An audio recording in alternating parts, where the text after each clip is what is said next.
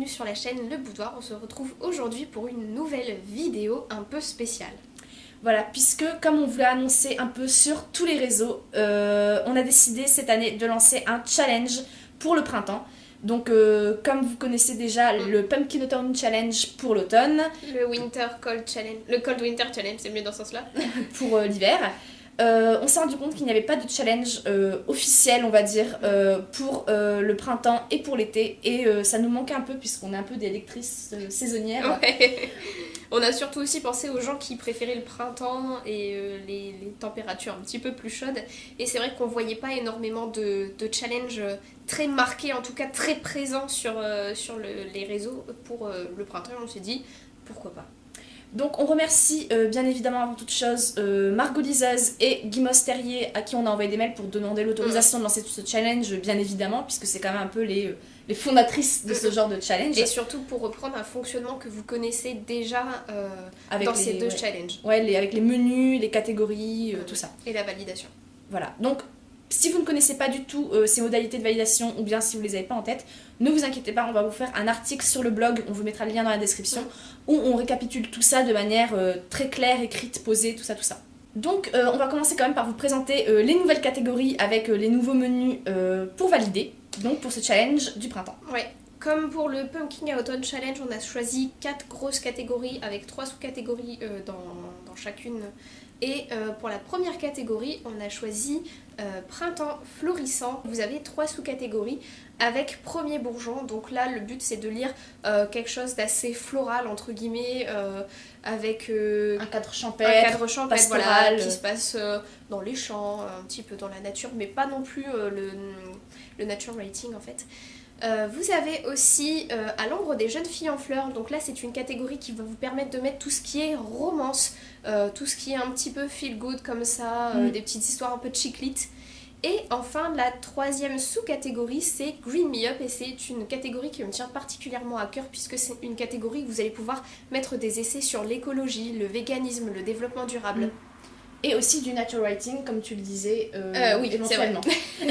Au cas où vous ne voudriez pas lire des essais sur ce thème. Voilà, donc pour le premier menu c'était plutôt l'idée de printemps, fleurs, tout ça, tout ça. On vous a préparé un deuxième menu qui est plus sur l'idée de printemps renouveau, un peu avec le cycle des saisons, avec le printemps qui est la première saison et qui représente le début d'un nouveau cycle. Donc du coup ce deuxième menu s'appelle Un vent d'air frais, du coup. Et il y a de nouveau 3 catégories dans ce menu. La première est ménage de printemps, donc forcément, comme son nom l'indique, le but c'est de dépoussiérer sa palle. Quel jeu de mots. Ouais. Donc le but dans cette catégorie c'est de choisir un livre qui est très vieux dans votre palle et pour vider votre palle, faire le ménage dans votre palle. La deuxième catégorie s'appelle renouveau.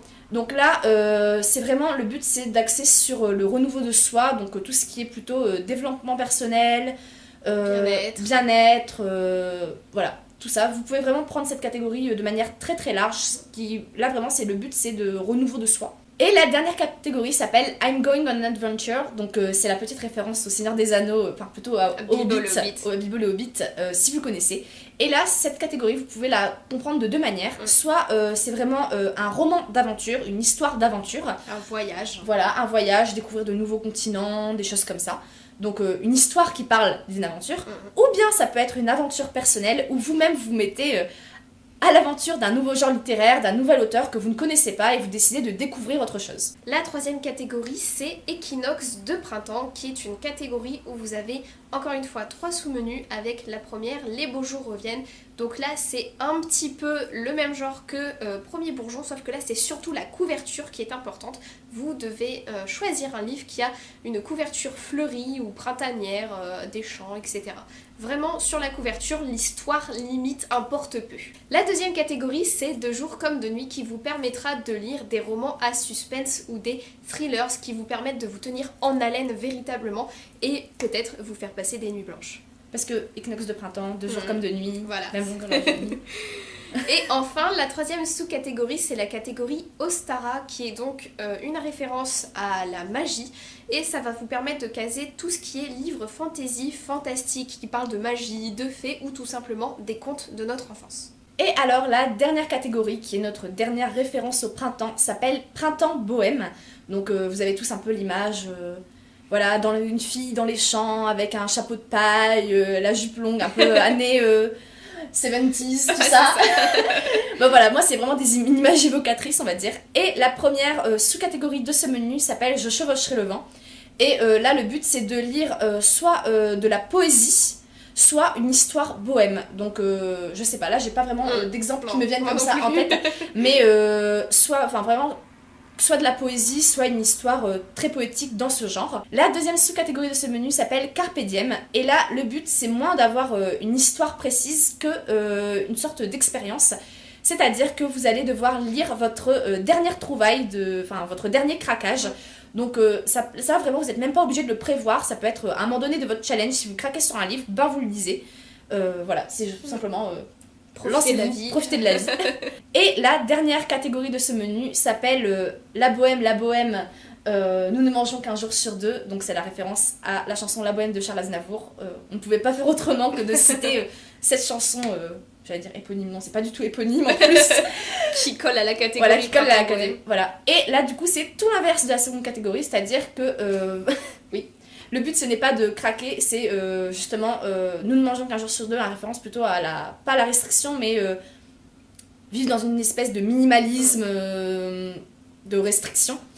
Et vous devez lire cette fois-ci un livre qui a été soit emprunté, soit acheté d'occasion, donc clairement pas la dernière trouvaille quoi. Et du coup, dans cette catégorie, vous pouvez emprunter un livre à un ami ou tout simplement à la bibliothèque municipale, voilà, celle de votre école, de votre université, etc. Bien entendu, si cela ne vous parle pour l'instant pas, on va vous proposer chacune notre pile à lire qui sortira donc la semaine prochaine et dans 15 jours, donc au courant du mois de février, bien avant le challenge, pour vous donner des idées, et vous pourrez retrouver l'article sur le blog. Et surtout, si jamais vous avez des questions, n'hésitez pas à laisser un commentaire, on pourra vous répondre et vous donner des pistes. Et donc du coup, concernant la validation de ce challenge, ça fonctionne exactement comme pour le Cold Winter Challenge et le Pumpkin Autumn Challenge. Donc le challenge, on l'a pas dit, va se dérouler du 1er mars au 31 mai, donc pendant vraiment la période du printemps, tout simplement. Et vous pouvez soit valider en validant un menu, donc vous lisez un livre quand même différent pour chaque catégorie, donc vous lisez 3 livres pour un menu, et vous validez ce menu, et donc du coup votre challenge est validé. Vous pouvez bien entendu valider un menu, 2 menus, 3 menus, 4 menus, comme vous voulez. Mais on a voulu faire comme Gimoz cette année et proposer une autre modalité de validation avec des catégories transversales. Donc comme Gimoz l'avait expliqué très bien dans sa vidéo, je vais essayer de faire pareil.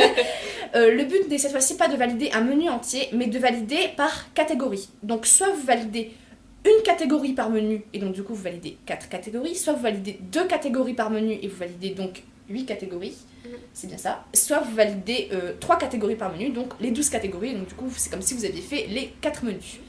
Donc si vous validez une catégorie par menu, vous obtenez un peu le label, le label Foraging Bee, donc abeille butineuse. Si vous lisez 2 catégories par menu, vous obtenez le label Hungry Bird, donc la référence, oui, voilà. Et si vous validez 3 catégories par menu, vous appelez Bookworm, donc en français on dit rat de bibliothèque, mais en anglais Bookworm, je trouve que ça colle mieux.